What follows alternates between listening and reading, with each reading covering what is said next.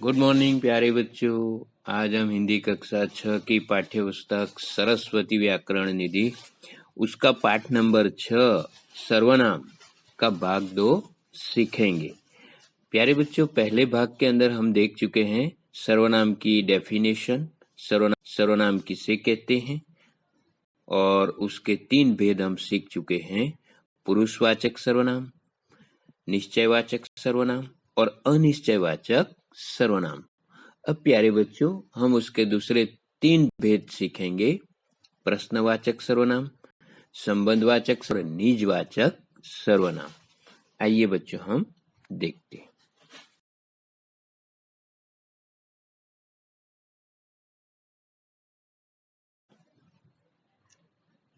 तो प्यारे बच्चों, हमने पिछले वीडियो में देखा था कि सर्वनाम किसे कहते हैं। तो हमने उसकी डेफिनेशन देखी थी कि संज्ञा शब्दों के स्थान पर प्रयोग किए जाने वाले शब्द सर्वनाम कहलाते हैं। ठीक है, उसके बारे में हमने देखा था। संज्ञा शब्दों के स्थान पर प्रयोग किए जाने वाले शब्दों को सर्वनाम कहते हैं, और उसके 3 भेद जो है हम उसको उदाहरण के साथ पढ़ चुके हैं। आइए अब हम उसका चौथा जो भेद है प्रश्नवाचक सर्वनाम, उसके बारे में हम देखेंगे। ठीक है,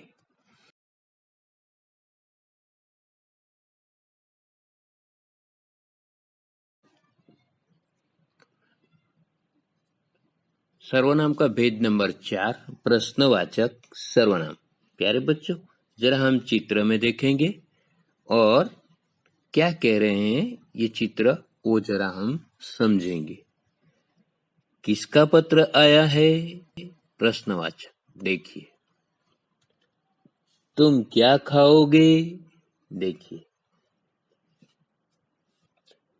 बर्गर, आइसक्रीम, चॉकलेट, चिप्स। किसका पत्र आया है? तो प्रश्न पूछे गए हैं प्यारे बच्चों। इससे आपको अंदाजा लग चुका होगा कि ये प्रश्नवाचक सर्वनाम है। जब हम किसी को कोई प्रश्न पूछते हैं उसके बारे में जानने के लिए, तब उसे प्रश्नवाचक सर्वनाम कहा जाता है।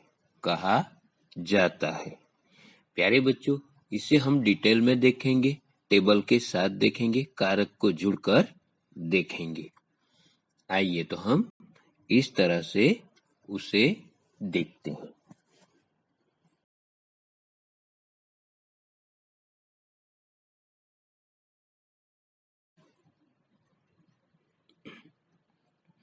ये ऐसे प्रश्न हैं जिनके उत्तर संज्ञा शब्द होंगे।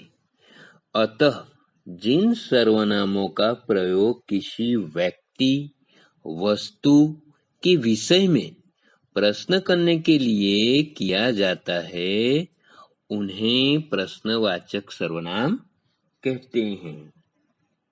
जब हम इन सर्वनामों का प्रयोग किसी व्यक्ति या वस्तु को उसके विषय के बारे में प्रश्न करके जानना चाहते हैं, तब वो प्रश्नवाचक सर्वनाम कहलाता है। ठीक है, अब हम इसे प्यारे बच्चों टेबल से अच्छी तरह सीखते हैं। प्रश्नवाचक सर्वनाम कौन?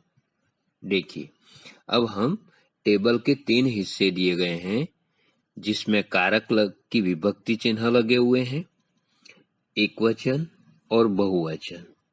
तो हम एक वचन में किस तरह से प्रश्न पूछ सकते हैं और बहुवचन में किस तरह से प्रश्न पूछ सकते हैं, कारक की जो विभक्ति चिन्ह है उसे लगाकर देखिए, तो हम इस तरह से उसे 8 कारकों को लगाकर हम इसे प्रश्नवाचक सर्वनाम में बदल सकते हैं और इससे प्रश्न पूछ सकते हैं। आइए देखते हैं। कर्ता, पहला कारक है कर्ता, उसकी विभक्ति चिन्ह है ने। एक वचन में हम इसे प्रयोग करेंगे। कौन, तो कौन से बनेगा किसने। बहुवचन कौन, किन्होंने। इस तरह से हम प्रश्न पूछ सकते हैं। नंबर 2 कर्म, तो कर्म की विभक्ति चिन्ह है को। पाठ नंबर 5 के अंदर कारक, तो यही हम फिर से इसे उपयोग कर सकते हैं। एक वचन में को का बनेगा किसको या किसे, और बहुवचन में उसका होगा किन को, किन है। इस तरह से हम प्रश्न पूछकर प्रश्नवाचक सर्वनाम बना सकते हैं। करण कारक से के द्वारा, तो हम इसे एक वचन में लेंगे तो किस से, किसके द्वारा। बहुवचन में लेंगे किन से, किन के द्वारा। देखिए इस तरह से हम प्रश्न कर सकते हैं।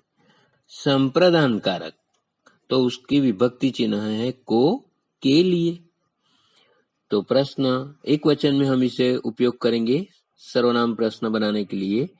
किसको, किसे, किसके लिए, ये एक वचन है। ठीक है, अब बहुवचन देखते हैं। किन को, किन है, किन के लिए, तो इस तरह से हम प्रश्न पूछ सकते हैं। अपादान, तो उसका विभक्ति चिन्ह है से, इसे यूज करते हैं हम एक वचन में। किस से, बहुवचन में किन से, तो इस तरह से हम प्रश्न पूछ सकते हैं। संबंध कारक काके की, उसे यूज करते हैं हम किसका, किसके, किसकी। देखिए बहुवचन में किन का, किन के, किन की। ठीक है, अधिकरण कारक हम लेते हैं, तो उसमें है में और पर। किस में, किस पर, एक वचन में ये उपयोग किया जाएगा। बहुवचन में कहते हैं किन में, किन पर, तो इस तरह से हम प्रश्नवाचक सर्वनाम बना सकते हैं। ये टेबल में है जो कारक दिए गए हैं, उन कारक के सिंबल, उसकी विभक्ति चिन्ह को लगाकर हम इसे प्रश्नवाचक सर्वनाम बना सकते हैं। लेकिन प्यारे बच्चों, एक बात का ध्यान दें कि प्रश्नवाचक शब्द क्या का रूप ले दोनों वचनों और सभी कारकों में एक सा रहता है। क्या जो है वह एक वचन और बहुवचन दोनों के अंदर एक जैसा ही रहेगा। ठीक है, समझ में आया प्यारे बच्चों? अच्छा, अब अगला जो इसके बाद वाला सर्वनाम है उसके बारे में हम देखते हैं। ठीक है,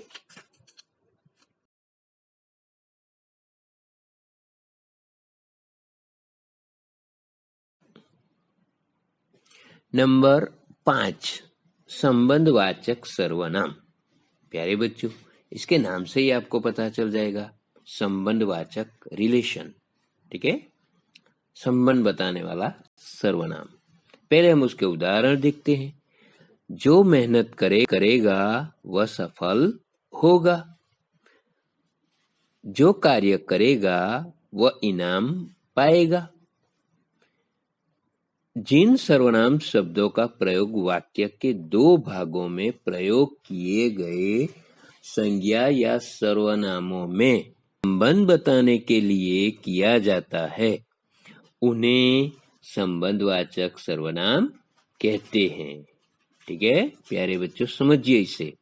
दो वाक्य या दो भागों को, ठीक है, उसे जोड़ने के लिए, उसके बीच में संबंध बताने के लिए जिन सर्वनामों का प्रयोग किया जाता है उसे हम संबंधवाचक सर्वनाम कहते हैं।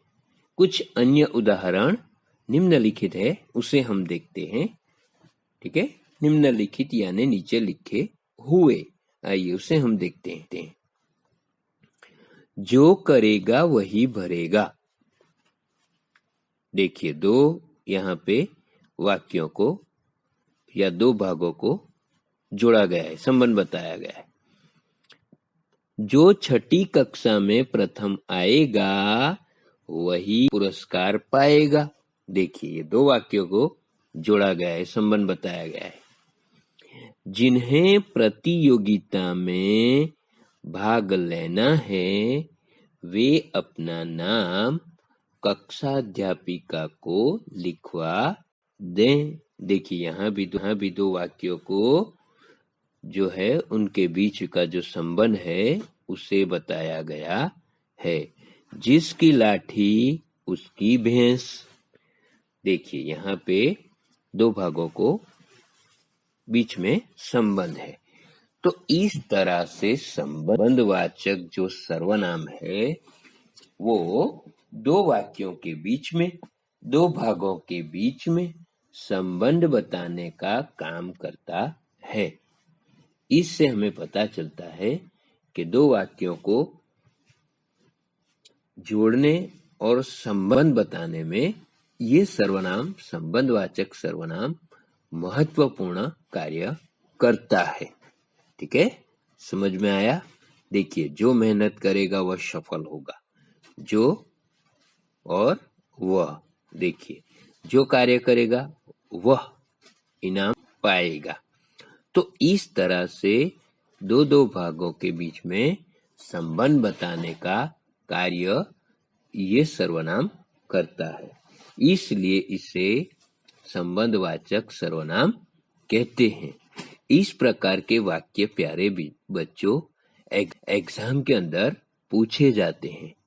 जैसे निम्नलिखित सर्वनाम का भेद बताइए, इस तरह का प्रश्न पूछा जाता है और वहां पे लिखा होता है जो मेहनत करेगा वह सफल होगा। तो आपको सामने आंसर में सिर्फ लिखना है संबंधवाचक सर्वनाम, तो इसका आपको पूरा मार्क्स मिलता है। तो इस प्रकार से प्यारे बच्चों इसे ध्यान में रखना। आइए अब आगे देखते हैं।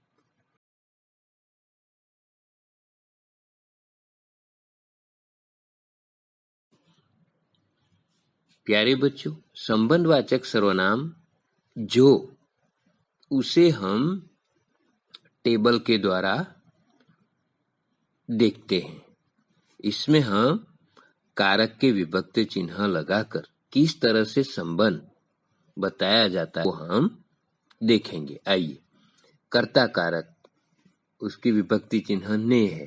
ठीक है, एक वचन और बहुवचन इसमें देखेंगे हम। तो एक वचन में जो है उससे बनेगा जिसने, बहुवचन में जो से बनेगा जिन्होंने। देखिए ने लगकर पूरा जो है वो संबंधवाचक शब्द बनता है। कर्मकारक का विभक्ति चिन्ह है को, और उसे हम एक वचन बहुवचन में प्रयोग करेंगे। देखिए जिसे, जिसको, जिन्हें, जिनको को लगाता है पीछे आखिर में और इसे संबंधवाचक सर्वनाम बनाता है।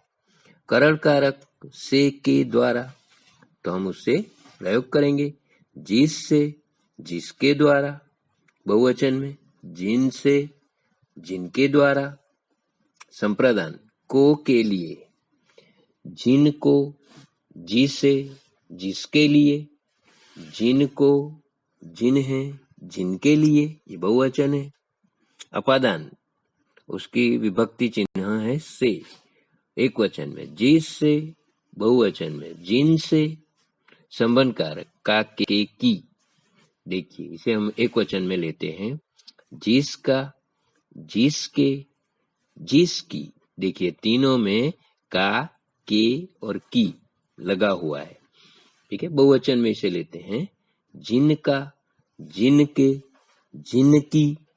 अधिकरण कारक को प्रयोग में लेते हैं, उसके परसर्ग में और पर, तो दोनों को प्रयोग करेंगे। देखिए एक वचन में जिसमें, जिस पर, बहुवचन में जिन में, जिन पर। तो इस तरह से हम कारक के विभक्ति चिन्हों का प्रयोग करके प्यारे बच्चों संबंधवाचक सर्वनाम बना सकते हैं। इसका प्रयोग करके आप वाक्य बना सकते हैं, दो भागों का संबंध बता सकते हैं, दो वाक्यों के बीच का संबंध बता सकते हैं। ठीक है, आइए आगे देखते हैं।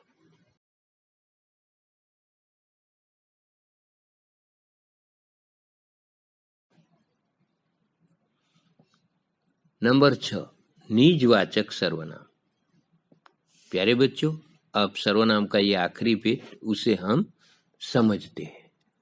पहले हम चित्र देखेंगे और फिर उसे समझेंगे। देखिए चित्र के अंदर लिखा गया है, आप खाओ माँ, मैं अपने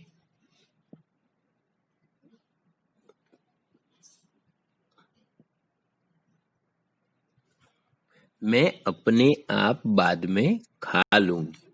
देखिए, ठीक है, तो ये अपने आप ऐसे, तो यहाँ अपने आप सर्वनाम का प्रयोग स्वयं अर्थ में किया गया है, खुद के लिए, स्वयं यानी। अतः जिन सर्वनामों का प्रयोग अपने आप या स्वयं के लिए किया जाए उन्हें निजवाचक सर्वनाम कहते हैं।